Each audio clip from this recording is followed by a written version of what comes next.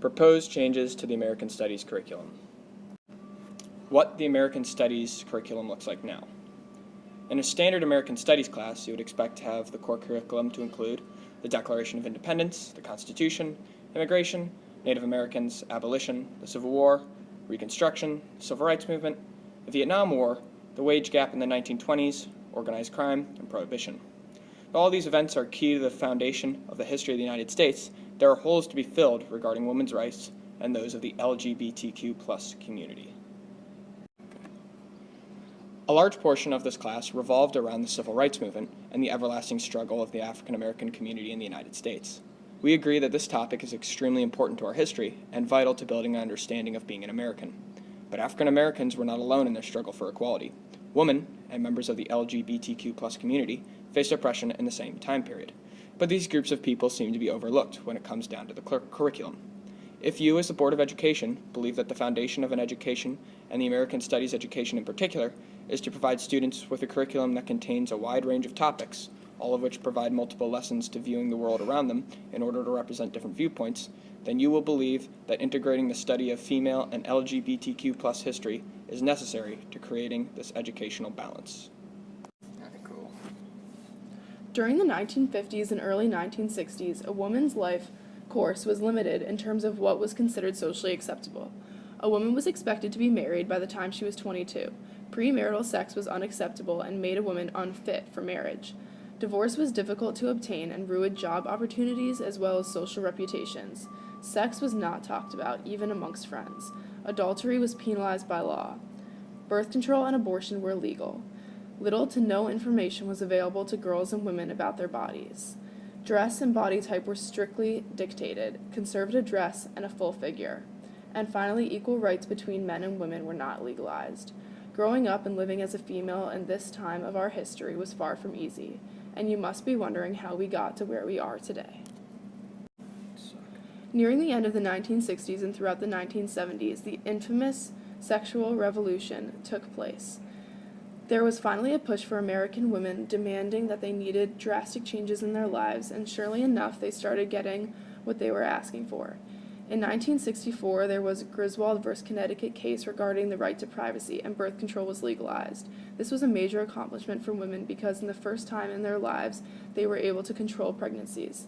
This allowed women to have sex without the fear of pregnancy and hold off on having children and pursue careers. Studies like Dr. Alfred Kinsey's Sexual Behavior of the Human Male and Sexual Behavior of the Human Female displayed information about the truths of what was happening behind closed doors and made people start talking about sex. There was also the new image of the single girl, promoted heavily by Helen Gurley Brown, who wrote the book Sex and the Single Girl. The single girl could have a successful occupation, have premarital sex, and empowered herself through her sexuality.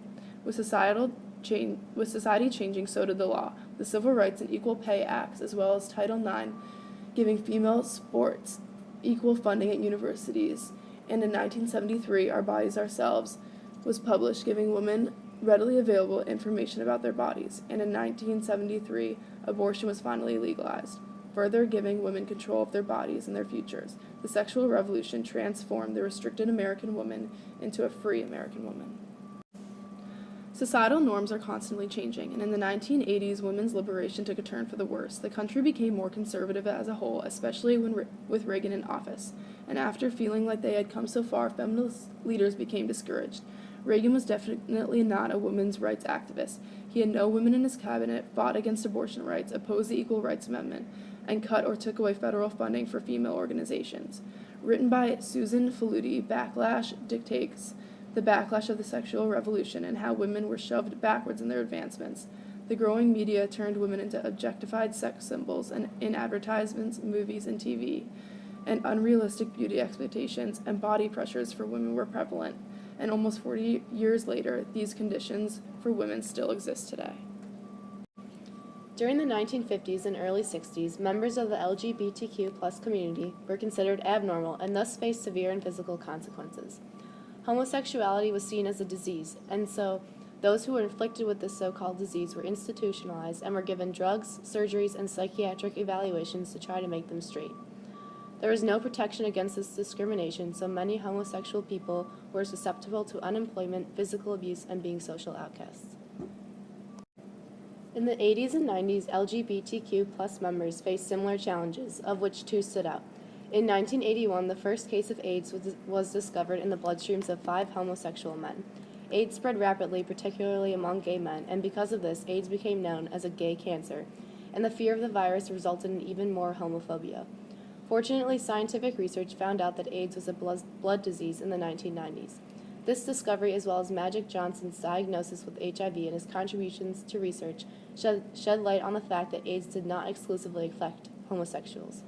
In addition to the AIDS epidemic, members of the LGBTQ+ community faced institutionalized discrimination like they did back in the 60s. The United States military has been one of the most progressive and forward-thinking institutions in this country, but in 1994, President Bill Clinton instituted the Don't Ask, Don't Tell policy. Don't Ask, Don't Tell stated that any non-straight persons would be restricted from joining the armed service, and anyone that was in the service and found out about their homosexuality would be dishonorably discharged from their branch. Before Don't Ask, Don't Tell, the military was allowed to perform tests to see if its troops were homosexual, and if so, kick them out of the service.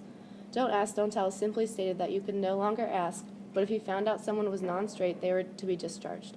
Although a step in the right direction, Don't Ask, Don't Tell still oppressed members of the LGBTQ+ community who were in the military or those who wished to join. In 2011, all discriminatory acts against members of the military based on sexual orientation were deemed unconstitutional, although transgenders are still considered ineligible. Reading short stories in class is a good outlet to this historical information. They are an engaging way for students to learn about the context, but also have a story to relate to. You're Ugly Too, for example, is a story about societal expectations for women in the 1980s. The main character, Zoe, struggles with resisting gender roles and expectations of beauty, occupation, attitude, and marital status. There is a critical insight to the personal struggle of women during this time, and a double bind they fight between the sexual revolution and the backlash of the sexual revolution. Reprise, another short story, is about gender roles for men. The main character, a male, comes face to face with confronting his homosexuality. At the time, gay men were considered molesters and perverts, and he was told that men should not be interested in other men. When everyone finds out about his relationship with another man, he is sent to a boarding school and a psychiatrist. The AIDS epidemic also comes into play. His family and community are extremely homophobic and cannot come to terms with his homosexuality. Our curriculum is heavily based on the social issues of this country's history. The short stories You're Ugly Too and Reprise sparked the conversation of the social battle for women and the LGBTQ+ community. Most significant of this social history is the Civil Rights Movement and the various events that happened during the time, like the Vietnam War and the challenging of the establishment. The Civil Rights Movement is typically seen as a time when the African American community gained legal equality with the rest of the United States. This sparked other key events that paved the way for other minority groups in the USA. 1969 saw the Stonewall protests, and the sexual revolution marked a time of breaking down on gender roles and liberating women in society. These movements were born in the heart of the Civil Rights Movement, and these stories can further enhance our understanding of the Civil Rights Movement. We also briefly viewed gender roles when studying the 50s and 60s. The ideal American family is a working husband, housewife, and 2 children. These short stories would aid in deepening students' understanding of how hard these gender roles expectations were for many citizens, and how they would slowly be broken down. A core aspect of the class is not just studying the majority's history or just our history, but hearing the history of all people. LGBTQ+ rights and women's rights are key aspects of American history and should not be left out. They would provide a better learning experience for the Civil Rights Unit and provide a better understanding of American history because it doesn't exclude previously or underrepresented people of America, and deepen students' understanding of the class's key idea of answering the question of what does it mean to be an American. These stories help to build our understanding of what it means to be an American. Choosing not to teach this content is choosing not to represent an extremely large portion of our country in what is considered to be an American Studies class, and therefore only hurting students by limiting their ability to view the world through a larger and more accurate frame. You're Ugly Too recognizes the overlooked personal struggle of American women fighting the urge to conform to America's label of the ideal woman versus striving to make their own decisions regardless of those expectations and objectifications. Reprise informs us about gender expectations for men, the most prevalent being masculinity and the unbelievably harsh conditions of the LGBTQ+, and how the community progressed. Avoiding the whole history of the sexual revolution and women's rights takes out 50% of our population's history and 50% of our class members' history as well.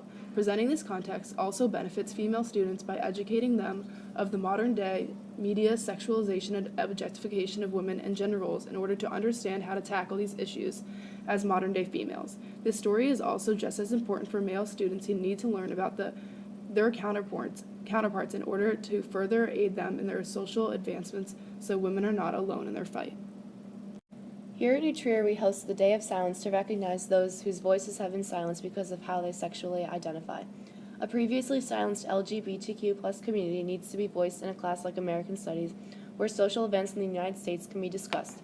Examples being the legalization of gay marriage by the Supreme Court in 2015, County Clerk Kim Davis refusing to sign a marriage license, and the recent issue of North Carolina not passing anti-discriminatory laws. This is not just a history course, and these topics aren't just history lessons, but rather, they expose roots of our country that are relevant to how we live today.